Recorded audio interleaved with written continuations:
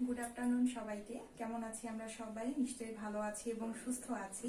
আমরা জানি আমাদের পরীক্ষার জন্য শর্ট সিলেবাস দেয়া হয়েছে, তো এখন আমরা আশা করছি যে সবার হাতে হাতে সেই সিলেবাসটি চলে গিয়েছে এবং আমরা যারা এখন পড়াচ্ছি তোমাদেরকে সেই সিলেবাসের উপর ভিত্তি করেই কিন্তু পড়াচ্ছি। তাই তোমাদের মনোযোগটা খুব দরকার। হ্যাঁ, ক্লাসে তোমাদের মনোযোগ দরকার এবং তোমাদের বাড়িতে পড়াশোনা করাটাও খুব জরুরি। তো আজকে আমি গ্রামার পার্টের বাংলা উচ্চারণ নিয়ে কথা বলবো। উচ্চারণের একটি স্পেসিফিক অধ্বনি বা স্বরেয় ধ্বনি, সেটার উচ্চারণের নিয়ম নিয়ে কথা বলবো। যখন আমরা প্রথম ক্লাস নেওয়া শুরু করি অনলাইনে, তখন আমি তোমাদেরকে উচ্চারণের নিয়ম পড়িয়েছিলাম। আশা করি তোমাদের সেটা মনে আছে বা তোমরা সেটা খাতায় লিখে নিয়েছো। তো সেটা তো তোমরা পড়বেই। তো এর সঙ্গে যেটা মোস্ট ইম্পর্টেন্ট স্বরেয় ধ্বনি উচ্চারণের নিয়ম, এটা আমরা তখনও শিখেছিলাম, কিন্তু এখন তোমাদেরকে মনে করিয়ে দেওয়ার জন্য আমি আবারও এটা রিপিট করছি যে স্বরেয় ধ্বনি উচ্চারণের 5টি নিয়ম এবং তার সঙ্গে কিছু উদাহরণ। ঠিক আছে? তো আমরা জানি যে উচ্চারণ একটি বাচনিক প্রক্রিয়া, যেটি কিনা আমাদের বাকশিল্পের অন্তর্ভুক্ত।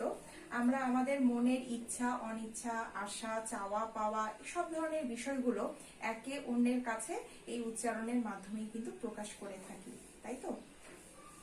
তো স্থানকাল পাত্রভেদে প্রত্যেক মানুষের উচ্চারণের মধ্যে কিন্তু একটা পার্থক্য দেখা যায়। যেমন রংপুরের মানুষ যেভাবে একটা শব্দ উচ্চারণ করে, নোয়াখালীর মানুষের মধ্যে কিন্তু সেটার একটা পার্থক্য রয়েই গেছে। এটা হয়ে থাকে মূলত স্থানকাল পাত্রের জন্যই হয়ে থাকে। তো এত কিছুর পরেও, এত পার্থক্য থাকা সত্ত্বেও একটি আদর্শ উচ্চারণ মানকেই মূলত আমরা প্রমিত বাংলা উচ্চারণ বলছি। ঠিক আছে? আর এই যে উচ্চারণের ক্ষেত্রে যে কতগুলো নিয়ম আছে বা সূত্র আছে, অবশ্যই কোনো একটা তো সার্বজনীন তো একটা উচ্চারণ থাকবে। আমি আঞ্চলিকভাবে যে শব্দটা যেভাবে উচ্চারণ করছি সেটা শুদ্ধ রূপ একরকম, যেটা পুরো বাঙালিদের মুখেই সর্বজন স্বীকৃত হবে। তো সেদিক থেকে হচ্ছে প্রতিটি শব্দ যথাযথভাবে উচ্চারণের জন্য যে নিয়ম বা সূত্র আছে, সেই নিয়ম বা সূত্রকেই আমরা মূলত উচ্চারণ রীতি বলে থাকি। তো আজকে আমাদের আলোচ্য বিষয় হচ্ছে স্বরেয় ধ্বনি উচ্চারণের নিয়ম, উদাহরণ সহ আলোচনা করো। তো স্বাভাবিকভাবে আমরা জানি যে বাংলা ভাষায় স্বরেয় ধ্বনি যেটা উচ্চারিত হয় সেটার রূপ হলো দুটো। তার মানে আমরা স্বরেয়কে দুই ভাবে উচ্চারণ করি, অবশ্যই ক্ষেত্র বিশেষে। একটা হচ্ছে স্বরেয় স্বাভাবিক উচ্চারণ, মানে স্বরেয় যেটা সেটা ঠিক অবিকল স্বরেয়র মতো করেই উচ্চারিত হবে।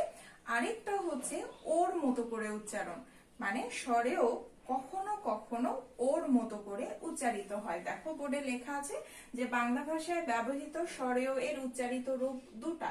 একটা হচ্ছে স্বরেয়, যেটাকে বলা হচ্ছে অর্ধবিপরীত স্বরধ্বনি, আরেকটা হচ্ছে ও বা ওকারের মতো উচ্চারিত ধ্বনি। ঠিক আছে? তো আমরা এখন সরাসরি নিয়মে চলে যাব। নিয়ম, প্রথম নিয়ম যেটা, যে শব্দের শুরুতে স্বরেয় এর পরে যদি রস্বই দীর্ঘই রস্ব দীর্ঘ থাকে, তাহলে সেই স্বরেয় ধ্বনির উচ্চারণটা ও এর মতো হয়। কি বলছি? যে শব্দের শুরুতে বা আদিতে, একই কথা, শব্দের শুরুতে বা আদিতে যদি স্বরেয় থাকে এবং তারপরে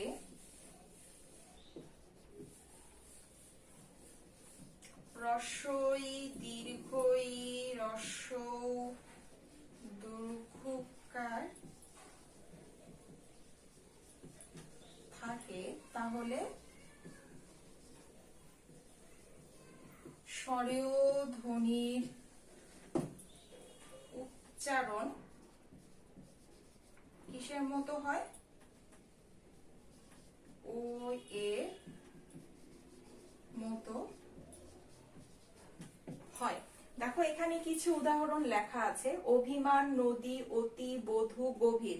এগুলো প্রত্যেকটিতে স্বরেওর পরে হচ্ছে দেখো ঋষিকার আছে, তারপরে দীর্ঘিকার আছে, ঋষিকার আছে, দীর্ঘকার আছে, দীর্ঘিকার আছে। হ্যাঁ, তো এগুলোর ক্ষেত্রে যে আমরা স্বরেওর প্রত্যেকটা যে ব্যঞ্জন ধ্বনি আছে এটার সঙ্গে যে স্বরেওটা আছে সেই স্বরেওর উচ্চারণটা আমরা কিভাবে করব, স্বরেওর উচ্চারণটা আমরা ও এর মতো করে করব। তাহলে কি বলছে যে শব্দের শুরুতে বা আদিতে যদি স্বরেও থাকে তারপরে রস্বই দীর্ঘই রস্ব দীর্ঘকার থাকে তাহলে স্বরেও ধ্বনির উচ্চারণ ও এর মতো হয়। যেমন ধরো অভিমান তো দেয়া আছে, তাই তো, এই অভিমানের উচ্চারণটা আমরা কিভাবে করব? এই স্বরেও ধরে যদি আমি উচ্চারণ করি তাহলে এটার উচ্চারণটা হচ্ছে অভিমান, তাই তো। কিন্তু আমরা এটাকে কিভাবে উচ্চারণ করি? আমরা কিন্তু এটাকে অভিমান উচ্চারণ করি, তাই না? এখানে দেখো একটা কি আছে, ঋষিকার আছে, তার পূর্বে কি আছে, একদম সরাসরি ডিরেক্ট এখানে স্বরেও আছে। এরপরে দেখো নদী দেয়া আছে, নদীর উচ্চারণ তুমি কিভাবে করো? এখানে দেওয়া আছে ন দি, কিন্তু নয়ের সঙ্গে কিন্তু একটা স্বরেও দেয়াই আছে, তাই তো। আমরা জানি যে ব্যঞ্জন বর্ণের সাথে একটা স্বরেও যে স্বরবর্ণ সেটি যোগ থাকে। তাহলে এই উচ্চারণটা যদি আমরা করি তাহলে কি হবে, ন দি। তা কিন্তু না, এটার উচ্চারণ আমরা কি করি? আমরা এটার উচ্চারণ করি হলো নো দি, আর উচ্চারণে দীর্ঘিকারটা সবসময় কি হয়ে যায়, ঋষিকার হয়ে যায়। একইভাবে দেখো দেয়া আছে হচ্ছে অতি, আমরা এটার উচ্চারণ স্বরেও দিয়ে করি না, অতি আমরা কিন্তু করি না, এটার উচ্চারণ করি আমরা অতি। তারপরে দেখো দেয়া আছে বধূ, শুধু যদি এটাকে আমরা উচ্চারণ করি ব ব ধু, তা তো না, আমরা কি উচ্চারণ করি, বো ধু। তারপরে দেয়া আছে গভীর, এটার উচ্চারণ কি গভীর? না, এটার উচ্চারণ হচ্ছে গভীর। কেমন? এই হচ্ছে আমাদের নিয়ম। তাহলে কি শব্দের শুরুতে বা আদিতে যদি স্বরেও থাকে এবং তারপরে যদি রস্বই দীর্ঘই রস্ব দীর্ঘকার থাকে তাহলে সেই স্বরেও ধ্বনির উচ্চারণটা কিসের মতো হয়ে যায়, ও এর মতো হয়ে যায়। এটা হচ্ছে আমাদের 1 নাম্বার নিয়ম। এরপর আমরা 2 নাম্বার নিয়মে দেখব। দেখো এখানে কিছু 3টা উদাহরণ আমি এখানে লিখেছি, অনিয়ম, অক্ষম, অশিক্ষিত, যেগুলো কিন্তু আমাদের হচ্ছে এখানে যে স্বরেও গুলো আছে, শব্দের শুরুতে যে স্বরেও আছে সেটা কিন্তু নাবোধক অর্থে আছে। নিয়ম, নিয়মের নেগেটিভ হচ্ছে অনিয়ম। তারপরে যে সক্ষম, সক্ষমের নেগেটিভ হচ্ছে অক্ষম। তারপরে শিক্ষিত, শিক্ষিতের যে নেগেটিভ সেটি হচ্ছে কি, অশিক্ষিত, তাই তো। তাহলে এখানে যে স্বরেও আছে, শব্দের শুরুতে যে স্বরেও আছে সেটি কি অর্থে আছে, নাবোধক বা নেগেটিভ অর্থে আছে। তাহলে স্বরেও যদি নাবোধক হয় তাহলে আমরা এখানে লিখি শব্দের শুরুতে স্বরেও যদি নাবোধক হয় তাহলে স্বরেও এর উচ্চারণ অবিকৃত থাকে। এই অবিকৃত থাকে মানে কি, স্বরেওটা ও এর মতো উচ্চারিত হয় না, যেই স্বরেও আছে সেই স্বরেও যে উচ্চারণ সেটাই থাকে। তবে সেদিক থেকে কি, স্বরেওটাকে নাবোধক অর্থে থাকতে হবে। শব্দের শুরুতে স্বরেও যদি নাবোধক অর্থে থাকে তাহলে কি হবে, স্বরের উচ্চারণ অবিকৃত থাকবে। দেখো এখানে লেখা আছে অনিয়ম, এটার উচ্চারণ কিন্তু আমরা অনিয়ম করি না, আমরা কি অনিয়ম করি, একদমই না। এটার উচ্চারণ কিন্তু আমরা অনিয়মই করি, অনিয়ম, এটা হচ্ছে ঠিক। কেমন? তারপরে দেয়া আছে দেখো অক্ষম, এটার উচ্চারণ কি আমরা এভাবে করি অক্ষ? একদমই না, এটার উচ্চারণ কিন্তু আমরা স্বরেও দিয়েই করি অক্ষম। তারপরে দেয়া আছে অশিক্ষিত, এটার উচ্চারণ কোনোভাবেই অশিক্ষিত হয় না, এটার উচ্চারণ অশিক্ষিত হয়। ঠিক আছে, তাহলে আমরা কি দেখলাম যে শব্দের শুরুতে এই স্বরেওটা যেহেতু নাবোধক অর্থে আছে, তাই এই স্বরের যে উচ্চারণ সেটা অবিকৃতই থাকবে, অনিয়ম, তারপরে অক্ষম, তারপরে হলো অশিক্ষিত। এটার উচ্চারণটা আমাদের কোনোভাবে কি দিয়ে হবে না, ও দিয়ে হবে না। আমরা অনিয়ম বলি না, আমরা অক্ষম বলি না, আমরা অশিক্ষিত বলি না। ঠিক আছে, এটা হচ্ছে আমাদের দ্বিতীয় নিয়ম। তারপরে আমরা চলে যাব তৃতীয় নিয়মে।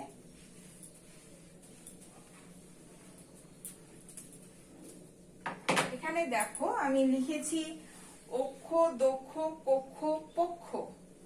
হ্যাঁ, একই টাইপের, এবং প্রত্যেকটা প্রথম বর্ণের পরে আমাদের কি দ্বিতীয় বর্ণটা কি দেয়া আছে, যুক্ত খ দেয়া আছে।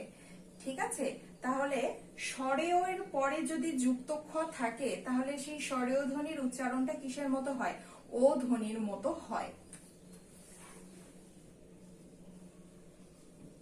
স্বরেয় এর পরে যদি ক্ষীয় খ বা যুক্ত খ, এই যে দেখো ক্ষীয় খ থাকে, তাহলে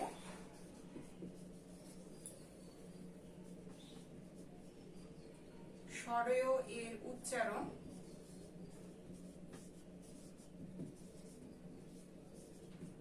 ও এর মতো হয়। আমরা লিখেছি অক্ষ, দক্ষ, পক্ষ, তাহলে স্বরেয়র পরে যুক্ত খ থাকলে স্বরেয় ধ্বনির উচ্চারণটা কেমন হয়ে যায়, ওর মতো হয়ে যায়। তাহলে আমরা যদি অক্ষ লিখি, এটার কিন্তু উচ্চারণ এটা হবে না অক্ষ, এটা কিন্তু হবে না, এটা ভুল, অক্ষ হবে না, এটা ভুল, এটার উচ্চারণ হবে অক্ষ। কেমন? কারণ এই যে শেষে হচ্ছে যুক্ত খ আছে এবং আগে হচ্ছে স্বরেও আছে, এই স্বরের উচ্চারণটা তখন ও এর মতো হয়ে যায়। একইভাবে দক্ষ যদি হয়, এটার উচ্চারণ দক্ষ হবে না, এটার উচ্চারণ হয়ে যাবে দক্ষ। কেমন? তারপরে দেওয়া আছে কক্ষ, এটার উচ্চারণ কক্ষ হবে না, এটার উচ্চারণ হয়ে যাবে কি, কক্ষ। তাহলে কি, যেহেতু স্বরেয়র পরে যুক্ত খ আছে, এই যুক্ত খ থাকার কারণে স্বরেয় ধ্বনির উচ্চারণটা কিসের মতো হয়ে যাবে, ও এর মতো হয়ে যাবে। যেমন অক্ষ, দক্ষ, কক্ষ, পক্ষ ইত্যাদি।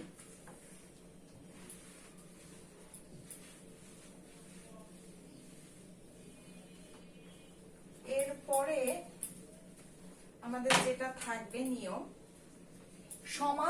সমাসবদ্ধ। হ্যাঁ, সমাসবদ্ধ কিছু শব্দের মাঝখানে স্বরেয় এর উচ্চারণটা কিসের মতো হয়ে যায়, ও এর মতো হয়ে যায়। যেমন ধরো আমরা যদি লিখি পথচারী, জনশক্তি, এগুলো কি, এগুলো হচ্ছে সমাসবদ্ধ পদ। হ্যাঁ, তারপরে এই সমাসবদ্ধ পদের মাঝখানে যে যে স্বরেয়টা থাকবে সেটা কি হয়ে যাবে, ও হয়ে যাবে। কেমন? তাহলে কি, সমাসবদ্ধ কিছু শব্দের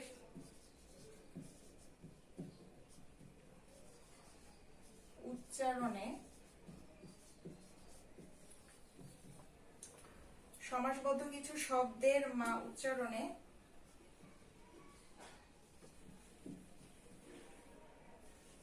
স্বরেয় এর উচ্চারণ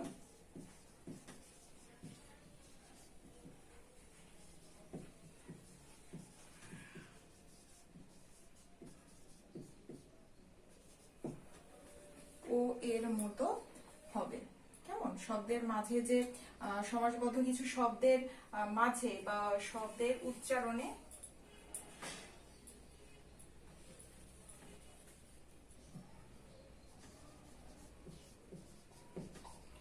সমাসবদ্ধ কিছু শব্দের মাঝে স্বরেয় এর উচ্চারণ ও এর মতো হয়। যেমন ধরো পথচারী, এই যে সমাসবদ্ধ পদের মাঝখানে পথের সঙ্গে একটা থয়ের সঙ্গে একটা স্বরেয় আছে, এইটা কিসের মতো উচ্চারণ হবে? ও এর মতো। তাহলে আমরা কি লিখবো উচ্চারণটা? পথচারী। তারপরে আছে জনশক্তি, এই নয়ের সঙ্গে একটা কি আছে?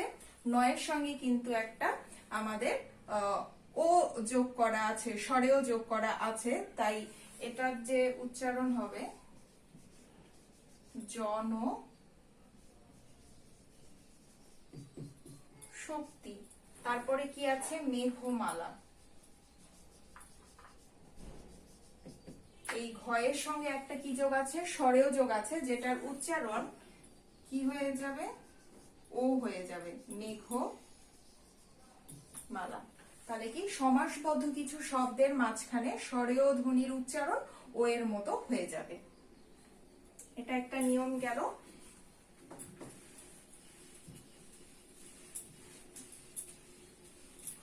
নিয়মগুলোর ক্ষেত্রে কিন্তু আমাদের উদাহরণগুলো খুব দরকার। তুমি অনেক সময় উদাহরণ মনে রেখেও কিন্তু নিয়মটা নিজের মতো করে সাজিয়ে গুছিয়ে লিখতে পারবে। ঠিক আছে, এরপরে যেটা আছে যে জফলা যুক্ত কিছু শব্দের বানানের ক্ষেত্রে স্বরেয় ধ্বনির উচ্চারণ হয় ও এর মতো। ঠিক আছে, আচ্ছা আমরা এখানেই যদি লিখি পদ্ম, গদ্য, এগুলো খুব আমরা বলে থাকি যে পদ্য গদ্য, কিন্তু না, এগুলোর উচ্চারণ হচ্ছে পদ্য গদ্য, কারণ এটা হচ্ছে একটা জফলা যুক্ত শব্দ, এ কারণে। তারপরে ধরো মধ্য,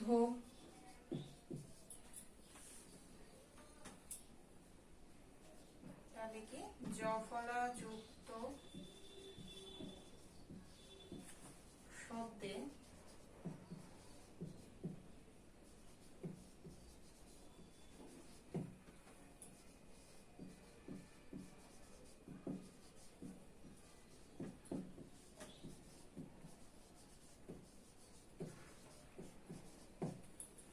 জফলা যুক্ত শব্দে স্বরেয় ধ্বনির যে উচ্চারণ সেটা কিসের মতো হবে? ও এর মতো হবে। যেমন এখানে দেয়া আছে হচ্ছে ধরো পদ্ম, এটা হচ্ছে জফলা যুক্ত শব্দ, তার আগে যে পট আছে, যে স্বরেয়টা যোগ আছে, সেটার সঙ্গে আমি ওকার যোগ করব, পদ্ম। তারপরে হচ্ছে গদ্য, গদ্য। তারপরে আছে মধ্য, ময়ের সঙ্গে একটা ওকার যোগ হবে।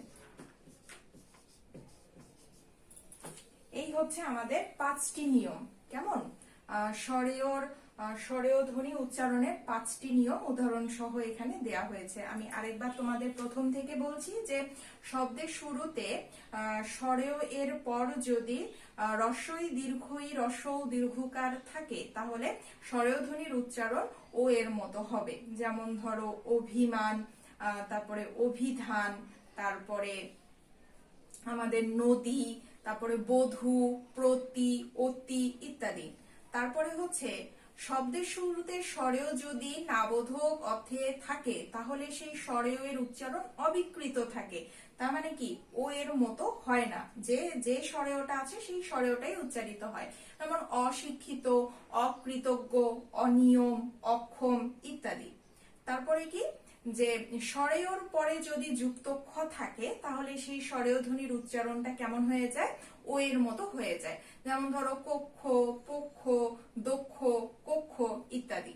তারপরে সমাসবদ্ধ কিছু শব্দের ক্ষেত্রে মাঝের স্বরেয় যে থাকে সেটার উচ্চারণ ও এর মতো হয়। যেমন পথচারী, থয়ের সঙ্গে একটা স্বরেয় আছে, পথ যে বানানটা, সেটা আমরা যখন পথচারী বলবো তখন এটা হয়ে যাবে পথচারী না হয়ে যাবে পথচারী। যেমন ধরো মেঘমালা না হয়ে সেটা হয়ে যাবে মেঘমালা। তারপরে জনশক্তি না হয়ে সেটা হয়ে যাবে জনশক্তি, কারণ হচ্ছে এটা হলো একটা সমাসবদ্ধ পদ এবং এখানে যে শব্দের মাঝখানে যে স্বরেওটা আছে এটার উচ্চারণটা ও এর মতো হবে। তারপরে লাস্ট ওয়ান যেটা আমরা শিখলাম যে জফলাযুক্ত শব্দের বানানের ক্ষেত্রে স্বরেয় ধ্বনির উচ্চারণ হবে ও ধ্বনির মতো করে, যেমন ধরো গদ্য, তারপরে পদ্য, তারপরে মধ্য, তারপরে তথ্য ইত্যাদি। তো তোমাদেরকে যে এখানে তো আমি 5টা বললাম, এই 5টা বাদেও কিন্তু তোমরা বইয়ে অনেক পাবে, তো তোমরা তোমাদের সুবিধা মতো 5টা উদাহরণ সহ খুব সুন্দর করে মুখস্থ করবে, কেমন? তাহলে আমাদের পড়া থাকবে কি স্বরেয় ধ্বনি উচ্চারণের 5টি নিয়ম উদাহরণ সহ ব্যাখ্যা করো। অবশ্যই তোমাদের 5 নিয়ম থাকতে হবে এবং তাতে মোটামুটি 2টো করে তো উদাহরণ থাকতেই হবে, ঠিক আছে? যেহেতু এটা উচ্চারণ তাই তোমাকে শব্দের বানানও লিখতে হবে এবং তুমি কিভাবে উচ্চারণ করছো সেটাও তোমাকে লিখে দেখাতে হবে, ঠিক আছে? তো আজকে এই পর্যন্ত, সবাই ভালো থাকবে, সুস্থ থাকবে, ধন্যবাদ।